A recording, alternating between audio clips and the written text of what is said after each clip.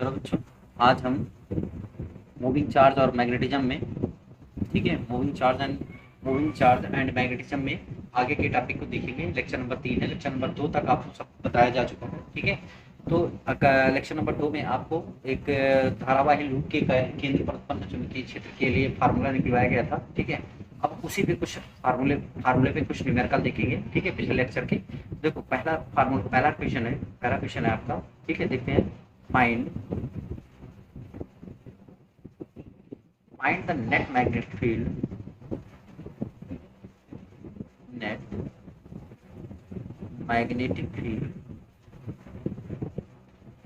magnetic field find the net magnetic field at O ऐसे सवाल दिया गया आपको, जरा ध्यान देंगे। ऐसा ही, ऐसे, और एक ऐसे, यहाँ से ऐसे मिला दिया गया है आपको, और जरा ध्यान देंगे तो ये हो जाएगा ऐसे। इनको मिला देंगे आपस में, यहाँ पे, यहाँ पे। अब जरा सोचिए, ठीक है। एक सेकेंड। हाँ, दोनों में करंट की डायरेक्शन यही है, आइए, ठीक है। अब ये रेडियस आपकी R1 है, और एक R1 है बाहर वाली, यहाँ से यहाँ तक, ठीक है। और ये वाली अंदर वाली है कितनी, R, ये होगा आपका, ठीक है। R1 और R2, क्लियर है, ठीक। अब देखो, यहाँ पे कोण कितना बन रहा है, अल्फा। ये इस O पॉइंट पर आपको मैग्नेटिक फील्ड क्या करनी है, फाइंड करनी।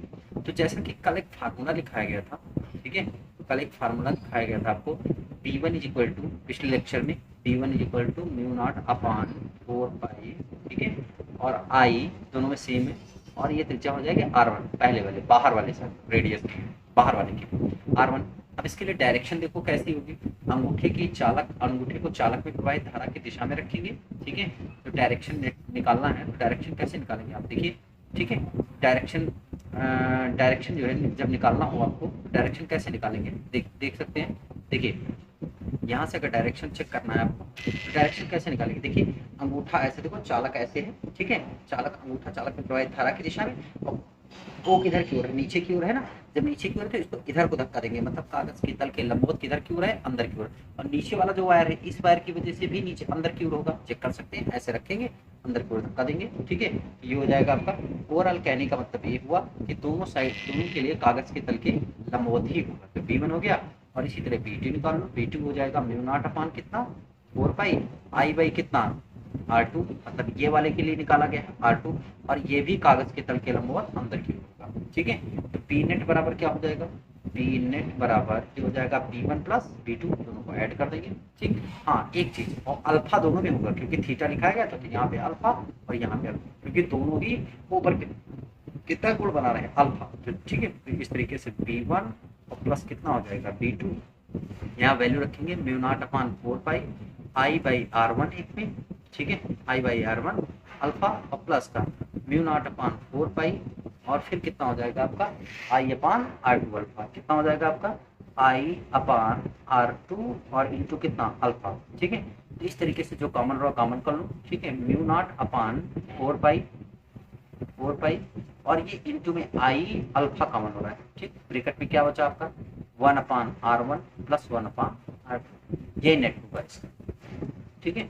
ऐसे आप फाइंड करेंगे, इसका पहला आंसर क्लियर है, ठीक। अब इसके बाद दूसरा वाला देखो, सेमी सर्किल से।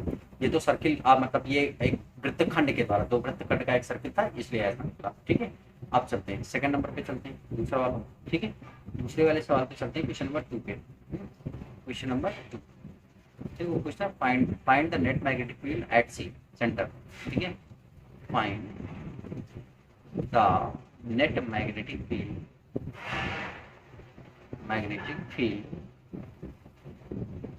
Find the net magnetic field at centre, ठीक है। क्या करेंगे, find the net magnetic field at centre, ये आपको फाइंड करना है। चलिए देखिए, find the net magnetic field at centre, centre पे मैग्नेटिक फील्ड एट सेंटर। चलिए देखिए, आपको ऐसे दिया गया है, एक सर्किल दिया गया, हाफ सर्किल, सेमी सर्किल, एक ये दिया गया है और एक और दिया गया है इसी में सेमी सर्किल के दो पार्ट, ठीक है। इसको आप ऐसे कनेक्ट करा देंगे यहाँ से यहाँ तक, ठीक। एक में करंट इस तरफ जा रही है आई और एक में करंट इस तरफ जा रही है आई, ठीक। अब यहाँ पर सेंटर पर आपको क्या करना है, फाइंड करना है, ठीक है। अगर रेडियस की बात करें तो सेमी रेडियस जो है ये वाली है आपके पास कितनी, छोटी वाली R1, और टोटल बाहर वाले की रेडियस कितनी है R, ठीक। अब दोनों के लिए आपको फाइंड करना है, क्लियर है, ठीक। आपने सिंपल से एक फार्मूला पढ़ा है, क्या पढ़ा है, म्यू नॉट अपान 4 टी, ये फार्मूला पढ़ा है इसके लिए सेमी सर्किल के लिए, अगर याद हो तो, ठीक है। सेमी सर्किल के लिए आपको आपने पढ़ा अर्धवृत्त के लिए B is equal to mu not I upon कितना, पिछले लेक्चर में पढ़ाया गया, देख सकते हैं 4a या r, त्रिज्या है a, ठीक है। इस तरीके से अगर हम b1 निकालेंगे यहाँ पर तो b1 कितना हो जाएगा बोलो, b1 हो जाएगा म्यू नॉट आई, क्या हो जाएगा म्यू नॉट आई अपान कितना 4r1। अब इसकी डायरेक्शन आप देखो, इसके साइड में अंगूठा रखेंगे और इधर उंगली रखेंगे, ठीक है, उंगली रखेंगे और अंदर की ओर फोर्स लगेगा कागज के परपेंडिकुलर अंदर। सबको शायद समझ में आ गया होगा कि फोर्स कैसे निकाली जाती है, वो मैग्नेटिक फील्ड के डायरेक्शन। इसी तरीके से V2 is equal to mu not और करंट आई ही है और यहाँ पर हो जाएगा 4r2। इसके लिए देखो आपकी करंट अपोजिट डायरेक्शन में, करंट किधर है, अपोजिट डायरेक्शन में। चलो देखिए देख लेते हैं, देखो ये सेमी सर्किल है, ऐसे ऐसे ना, करंट इस डायरेक्शन ऐसे, अब उंगली किधर है, उस तरफ है जिस तरफ आपको मैग्नेटिक फील्ड फाइंड करनी है, मतलब इधर की ओर, बाहर की ओर, ठीक है। कागज के तल के लंबवत किधर की ओर है, बाहर की ओर। तो यहाँ पे हो गया आपका ये वाला सिंबल, ठीक। अब यहाँ पे आपको नेट फाइंड करना है, क्या करना है, नेट फाइंड करना है, ठीक। चलिए नेट फाइंड कर लेंगे तो बी नेट बराबर क्या हो जाएगा, दोनों के अपोजिट डायरेक्शन है, एक परपेंडिकुलर अंदर है एक परपेंडिकुलर बाहर है, तो बी नेट बराबर कितना हो जाएगा, बी नेट बराबर जो बड़ा हो उसमें से घटा देंगे तो b1 माइनस b2 कर देते, बी नेट, ठीक। तो ये हो जाएगा आपका b1 माइनस b2, मतलब ये हो गया आपका mu not upon 4, mu naught I upon कितना हो जाएगा 4r1 और minus mu not I upon कितना 4r2, ठीक। इसका मतलब आप कॉमन कर सकते हैं, म्यू नॉट आई अपान कितना 4 with in bracket 1 upon r1 minus का 1 अपान r2, ठीक। ये हो गया बी नेट, ये हो गया आपका, ठीक। ये हो गया आंसर क्वेश्चन नंबर 2, ठीक।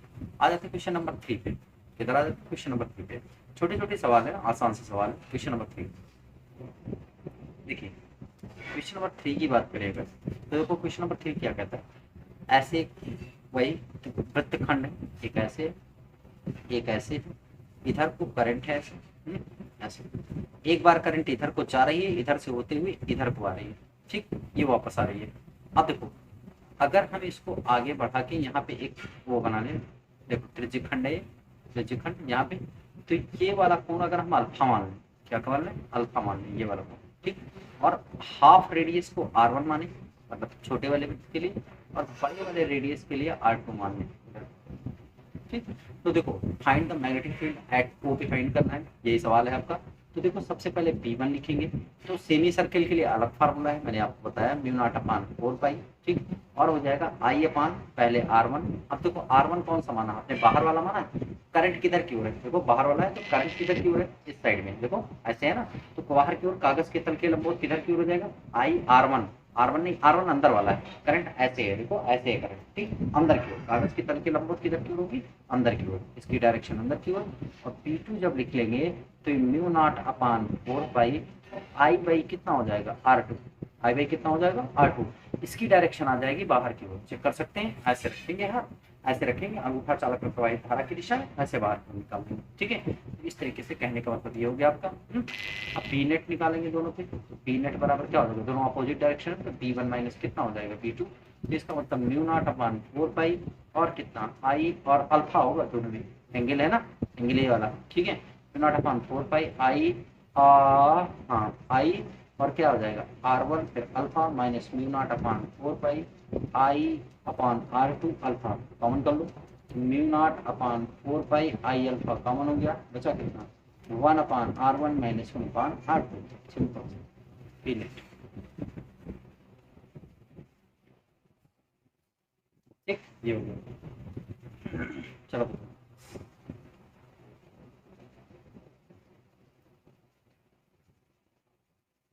अब देखो एक नोट लिखा हुआ है उस पर ध्यान, नोट देखो दो चित्रपट हैं,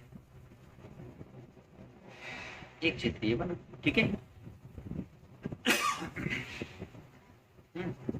अब देखो ये आपको बाहर ऐसे दिखाया गया है करंट, ऐसे।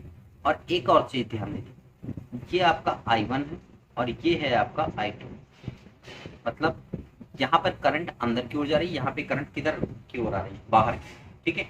अब जरा देखो, अगर हम देखें तो ये लूप जो है ऐसे, ठीक है, अगर हम ये लूप की डायरेक्शन देखें तो डायरेक्शन कैसे है, समझो बात को। देखो ये आपको मैंने ऐसे दिखा रहा है, देखो ये ऐसे रखेंगे ना भाई, जब I1 के लिए देखेंगे, I1 देखो, I1 ये है अंदर की ओर है, कागज के तल के लंबवत किधर अंदर, उंगली को घुमाएंगे तो देखो लूप की डायरेक्शन में ऐसे घूम रहा है, इसीलिए एरो इस साइड में बनी है ना।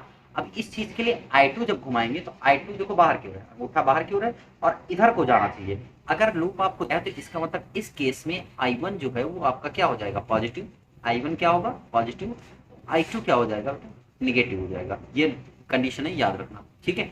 अब दूसरा, अगर दूसरे वाले लूप पे ध्यान दें, एक और बना लेते हैं इसी बार, ठीक है। अब इसमें करंट इस साइड में बनी है और इसमें इस साइड में बनी है, और करंट अब भी यही I1 है और ये वाली क्या है आपके पास I2 है, ठीक। तो अब जरा अब ध्यान देना, I1 देखो अंदर की ओर है, अब देखो उंगली इधर जा रही है लेकिन लूप किधर की ओर बना है, इस साइड में। इसका मतलब अब I1 निगेटिव हो गई, I1 क्या हो गई, निगेटिव, ठीक। और I2 क्या हो गई, पॉजिटिव। ये लाइन समझ में आई कि नहीं। देखो ऊपर वाले में, देखो ऊपर वाले लूप की बात कर रहा हूँ फिर से, देखो लूप आपको इस साइड में बना रखा है, धारा इधर को जा रही है ना, मतलब अंगूठा चालक में प्रवाहित धारा की दिशा में, तो जो धारा जो लूप के अकॉर्डिंग आ रहा है, ऐसे आ रहा है ना, ठीक, तो वो पॉजिटिव। I1 देखो इधर रखे हैं, I1 पॉजिटिव, क्योंकि लूप उसी हिसाब से बनना।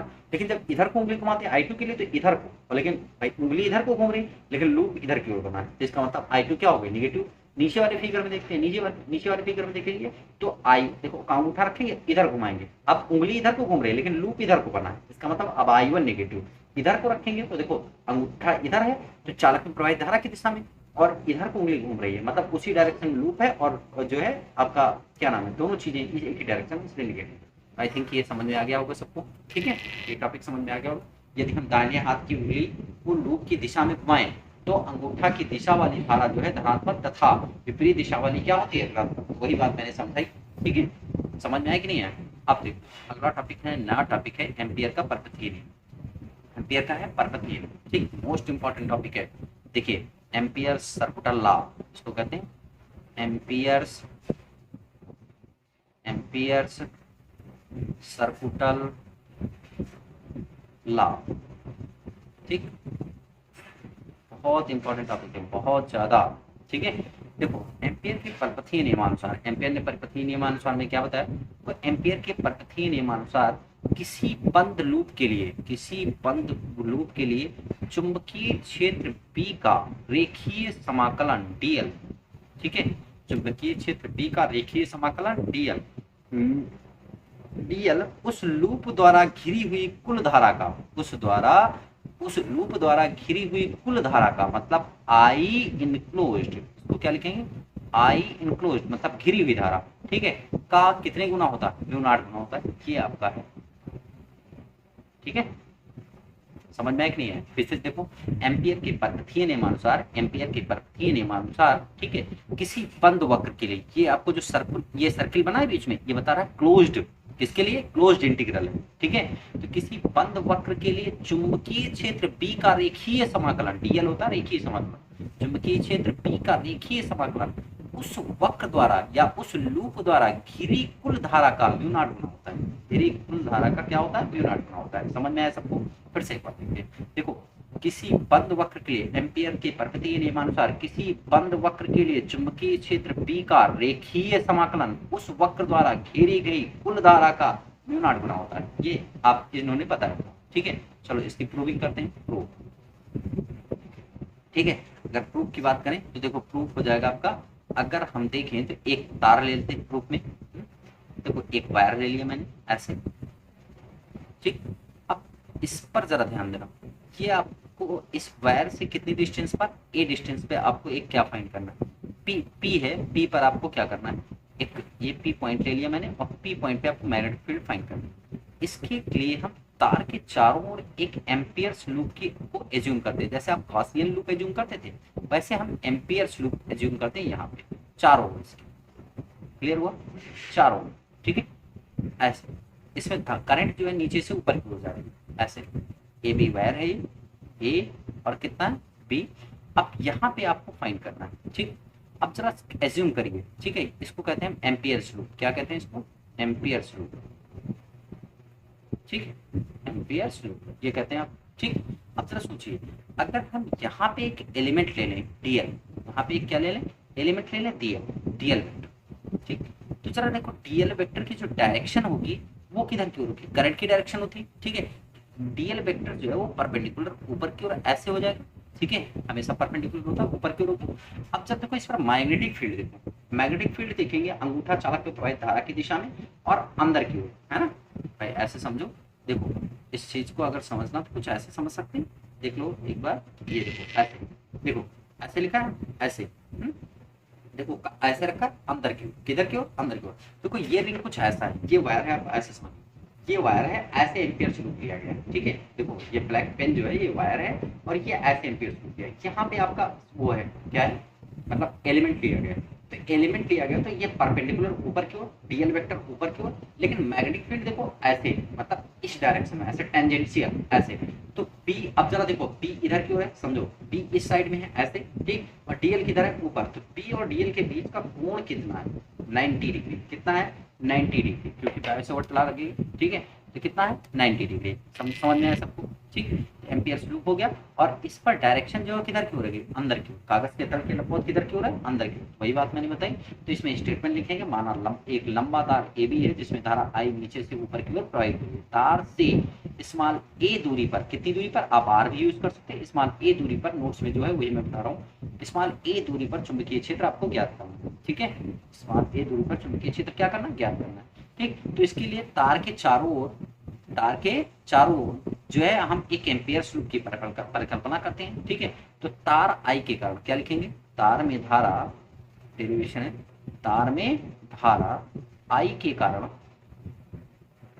कारण पी पर उत्पन्न चुंबकीय क्षेत्र, पी पर उत्पन्न चुंबकीय क्षेत्र। देखो पी पर उत्पन्न चुंबकीय क्षेत्र ज्ञात करेंगे, तो कैसे ज्ञात करेंगे? यहाँ पर देखो P equal to mu not upon O 2 pi पढ़ाया गया, 2 पाई एक तार के निकट आई बाई ए, ठीक है। अभी इस पी पॉइंट पर तो देखो परपेंडिकुलर डायरेक्शन पहले बता चुके हैं, कागज के तल के लंबवत किधर की ओर है? अंदर की ओर है, ठीक है। ये हो गया आपका। अब देखो बंद पास के सूक्ष्म बंद पास को, मतलब ये पूरा क्लोज को छोटे छोटे भागों में बांट देते हैं। बंद पास को सूक्ष्म खंड डीएल में विभाजित करने पर लूप के प्रत्येक बिंदु पर, मतलब अब ये लूप चाहे यहाँ पे एलिमेंट लो छोटा वाला, ठीक है, और चाहे ये काट लो, यहाँ पे काट लो, ठीक है, कोई दिक्कत नहीं, चाहे यहाँ पे काटो, हर जगह पर बी और डीएल परस्पर क्या होंगे? परपेंडिकुलर होंगे, ठीक है। बी और डीएल क्या होंगे? समान दिशा में होंगे, मतलब थीटा बराबर कितना हो जाएगा? 0, ठीक। अतः अगर हम क्लोज्ड इंटीग्रल करें, ठीक है, बंद पास, देखो बंद पास को ऐसे लिखो, ऐसे लिख लो, बंद पास को सूक्ष्म खंड डीएल में विभाजित करने पर, डीएल में क्या करने पर? विभाजित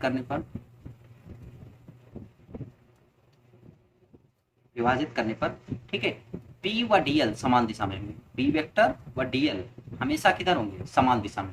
भाई पी और डीएल क्या लेंगे? समान दिशा में लेंगे। भाई देखो पी और डीएल, भाई हमने क्या बताया था? रिंग है, परपेंडिकुलर नहीं हुआ, सॉरी, ये रिंग है। अब देखो डीएल इसी डायरेक्शन में, भाई एलिमेंट काटेंगे तो डीएल इसी डायरेक्शन में, मैग्नेटिक फील्ड इसी डायरेक्शन में, तो पी और डीएल क्या होंगे? समान दिशा में। पी व डीएल किधर होंगे? समान दिशा में, परपेंडिकुलर नहीं होंगे, सॉरी। ये इधर टेंजेंशियल 3D फिगर है, ठीक है। जो ये डीएल वेक्टर वो इस तरह है, ऐसे है, ठीक है। देखो पी और डीएल ऐसे इसमें समझ लो, इसमें देखो ये रिंग है, एम्पियर लूप है, ये डीएल यहाँ पे काटेंगे, यहाँ पे, और ऐसे टेंजेंशियल ऐसे पी भी है इसी डायरेक्शन और डीएल भी है। पी तो ऑलरेडी मैग्नेटिक फील्ड इस डायरेक्शन में, ठीक है, और डीएल भी इसी डायरेक्शन में लिया गया है, ठीक है। मतलब पी और डीएल के बीच का कोण कितना है? 0 डिग्री है, ठीक। तो इसका मतलब closed integral vector P dot DL is equal to, ये हो जाएगा पी डीएल कॉस कितने डिग्री? 0 डिग्री। कॉस 0 डिग्री और कॉस 0 की वैल्यू 1 होती है, ठीक है। तो यहाँ पी बाहर, इंटीग्रेशन कितना होगा? डीएल, इंटीग्रेशन कितना होगा? डीएल। अब इंटीग्रेशन डीएल हुआ, तो चूंकि इंटीग्रेशन डीएल का मतलब भाई पूरे सर्किल की लंबाई और पूरे सर्किल की लंबाई, एम्पियर्स लूप की लंबाई, एम्पियर्स लूप की लंबाई क्या होती है? इंटीग्रेशन डीएल हो जाएगा आपका पूरे एम्पियर्स लूप की लंबाई 2 पाई है, वृत्त की परिधि के बराबर। तो आर की जगह पर ए यूज किया, ये हो गया आपका। तो इस तरीके से ये हो जाएगा closed integral P dot D L is equal to, यहाँ पर क्या हो जाएगा पी इंटू कितना 2 पाई ए, ये हो गया आपका। ठीक है, कैपिटल बी का मान रखने पर, कैपिटल बी का यहाँ पे मान रख लो, कैपिटल बी का मान रख लेंगे, ये जो निकाला आपने, ठीक, तो यहाँ पे रख लो, ये हो जाएगा म्यू नॉट अपान 2 पाई, ठीक है, और आई अपान ए, और इंटू कितना 2 पाई ए पहले से, ठीक, ए से ए कटा, 2 पाई से 2 पाई कटा, integration of closed integral vector B dot D L, और इसी को कुल धारा म्यू और ये आई इनक्लोज्ड होगी। ठीक है, यही आपको क्या करना था, प्रूव करना था। समझ में आया सबको? ठीक है, ये एम्पियर के पर्पथीय नियम का डेरिवेशन था, यही एम्पियर का क्या है, पर्पथीय नियम। ठीक है, समझ में आ गया सबको? आई थिंक सबको समझ में आ गया। ठीक है, देखो पहले बस कुछ नहीं करना, मैं इस तार की वजह से पी पर मैग्नेटिक फील्ड फाइंड करना है, फिर इस पूरे लूप का बी डॉट डी एल निकालना है, बी डी एल थीटा बराबर 0 हो जाएगा, डी एल बराबर 2 पाई है, बस सिंपल से है। ठीक है, आप डेरिवेशन कर सकते हैं आराम से, कोई दिक्कत? ठीक है, समझ में आया सबको ना? चलिए आगे देखिए, हटाते हैं इसको। ठीक है, देखो अब हम स्टार्ट करेंगे एम्पियर के पर्पथीय नियम का अनुप्रयोग, एम्पियर के पर्पथीय नियम का अनुप्रयोग। चलिए शुरू करते हैं। देखिए एम्पियर के परिपथीय नियम का अनुप्रयोग, नियम का अनुप्रयोग, अनुप्रयोग अगर पहले नंबर की बात करें, पहला जो अनुप्रयोग, लंबे तार के निकट उत्पन्न चुंबकीय क्षेत्र, लंबे तार के निकट उत्पन्न चुंबकीय क्षेत्र की तीव्रता। ठीक, देखो एक लंबा तार जैसे अभी भी बनाया था, इसमें धारा नीचे से ऊपर की ओर क्या कर रही है, प्रवाहित हो रही। अभी भी मैंने यहाँ पे पी पे फाइंड करना, तो सेम जैसे अभी प्रूविंग कराई है, कुछ वैसा ही डेरिवेशन अब करना है, उसी फार्मूले का डेरिवेट करना है। ठीक, तो अभी अभी सब सारी कहानी बताई, यहाँ पर पी मैग्नेटिक फील्ड अंदर की ओर, डी एल और बी दोनों एक ही डायरेक्शन में, डी एल वेक्टर भी उसी डायरेक्शन में, बी भी उसी डायरेक्शन में, सब कुछ एक वही है। ठीक है, तो माना लंबा एक तार है ए बी, जिसमें एक धारा नीचे से ऊपर की ओर प्रवाहित हो रही है। ठीक है, उसके निकट स्मॉल ए दूरी पर स्थित बिंदु बी पर हमें चुंबकीय क्षेत्र क्या करना है, ज्ञात करना है। ठीक है, तो सबसे पहले इसको यूज करेंगे एम्पियर के पर्पथीय नियम से, एम्पियर के पर्पथीय नियम से, पर्पथीय नियम से। नियम क्या कहता है? ठीक है, एम्पियर का पर्पथीय नियम कहता है closed integral B dot D L क्या हो जाएगा, closed integral B dot D L is equal to हो जाएगा म्यू नॉट और कितना आई, म्यू नॉट कितना हो जाएगा आई। ठीक, अब ये म्यू नॉट आई अभी तक पढ़ा है आपने। अब देखो अगर इसको हम तोड़ दे बी डॉट डी एल को, तो closed integral B D L cos theta D is equal to mu not I. अब जरा कॉस थीटा बराबर, चूंकि थीटा बराबर 0, अब समझा चुके हैं थीटा बराबर कितना होता है 0, ये हो जाएगा आपका पी बाहर, इंटीग्रेशन कितना डी एल और कॉस 0 की वैल्यू 1 और म्यू नॉट इंटू कितना आई। अब इंटीग्रेशन डी एल मतलब 2 पाई ए, चूंकि इंटीग्रेशन डी एल मतलब वृत्त के परिधि जो एम्पियर स्वरूप है उसकी कुल लंबाई, तो 2 पाई, किसी भी वृत्ताकार पथ की लंबाई 2 पाई ए होती है, तो p into 2 pi a is equal to mu not I. तो इसको नीचे भेज दो, तो p is equal to mu not upon 2 pi I by कितना ए। ये पहला डेरिवेशन। ठीक है, हो गया, समझ में आया? ठीक, तो इस तरीके से कुछ नहीं करना है, पहले आप एम्पियर का पर्पथीय नियम लगाइए, बी डॉट डी एल को ए डॉट बी भी क्या करिए, तोड़ दीजिए, B dot D L is equal to A B कितना कॉस थीटा। ठीक, और थीटा बराबर 0, ये सब पिछले उसमें वीडियो में, उसमें पिछले वीडियो में, पिछले डेरिवेशन में समझाया जा चुका है। ठीक है, इंटीग्रेशन डी एल बराबर क्या होती है भाई, वृत्ताकार पथ की कुल लंबाई कितनी होती है 2 पाई आर 2 पाई ए। ठीक, तो बी इंटू 2 पाई ए, इसको रख देंगे म्यू नॉट इंटू आई, आई आपका ये फार्मूला हो गया। ठीक है, किसी एक लंबे तार के टिकट बिंदु पर उत्पन्न चुंबकीय क्षेत्र। ठीक, ये इस चीज का फार्मूला हो गया, क्लियर हुआ सबको? ठीक, आगे देखिए, अब इसके बाद एक डेरिवेशन है सेकंड अनुप्रयोग, इसको हटा देते हैं। ठीक, ये परीक्षा के लिए ज्यादा इंपॉर्टेंट, बोर्ड परीक्षा के लिए, एग्जाम में, सीबीएसई हो या यूपी बोर्ड हो। अब देखो सेकंड नंबर है आपका, दूसरा नंबर है खोखले बेलनाकार, सेकंड नंबर है इसका। ठीक है, खोखले खोखले बेलनाकार, अभी खोखला बेलनाकार है, बेलनाकार लंबे चालक तार, बेलनाकार लंबे चालक तार, लंबे चालक तार लंबे चालक तार के भीतर, तार के भीतर व बाहर चुंबकीय क्षेत्र की तीव्रता, बाहर चुंबकीय क्षेत्र की तीव्रता समझो।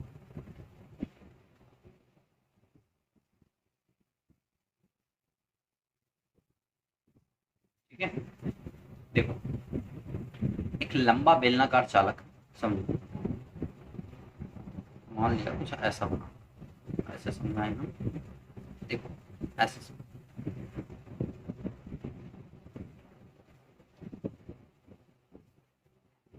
ये चालक तार है, ऐसे ऐसे लंबा बेलनाकार चालक तार है, ऐसे ऊपर की ओर आगे बढ़ता चला गया, आगे तक, ऐसे नीचे तक लंबा चालक तार। ठीक है, ऐसे। ठीक, अब देखो इसका ये सेंटर एक्सिस है, ये क्या है आपका एक्सिस है, ये ठीक। यहाँ से देखो आपको 3 बिंदु मिलेंगे। एक पॉइंट, जरा पॉइंट पे ध्यान देना, देखो यहाँ पे ऐसे पॉइंट पे ध्यान देंगे। ये पॉइंट एक ले लिया मैंने, इसको कह लिया मैंने एस, ठीक। और एक पॉइंट ये ले लिया मैंने, इसको कह लिया कैपिटल क्यू। और एक पॉइंट अंदर ले लिया, ठीक है, जिसको मैंने कहा पी। क्या कह लिया, पी। अब देखो ये डिस्टेंस आपके पास आर, आर, ठीक। और इसकी रेडियस जो है वो आर दी गई है आपको, इसकी रेडियस कितनी दी गई है, आर।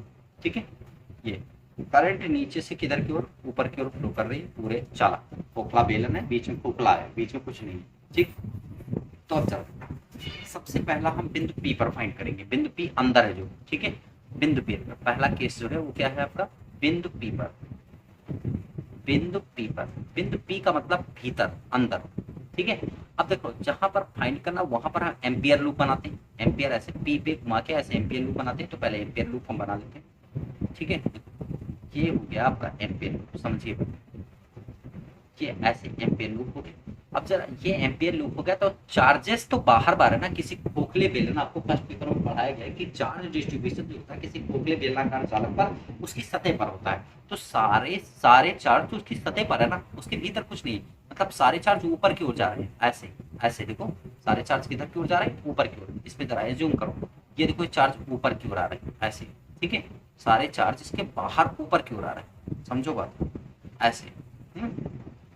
ये देखो सारे चार्ज बाहर की ओर आ रहे हैं, इसके बाहर, ठीक। मतलब इनसाइड, इनसाइड जो है एम्पियर का परपथीय अगर नहीं है, बी पर का मतलब ये हुआ कि स्मॉल आर जो है छोटा है किससे, कैपिटल आर से। मतलब ये चालक के भीतर की बात हो रही है, ठीक है। तो एम्पियर के परपथीय नियम से देखो, जरा ध्यान से समझो इस बात को, देखो ध्यान से अगर समझना है तो इसको ऐसे देखिए। देखो हमने क्या कहा कि ये आपका है लूप, एम्पियर लूप है।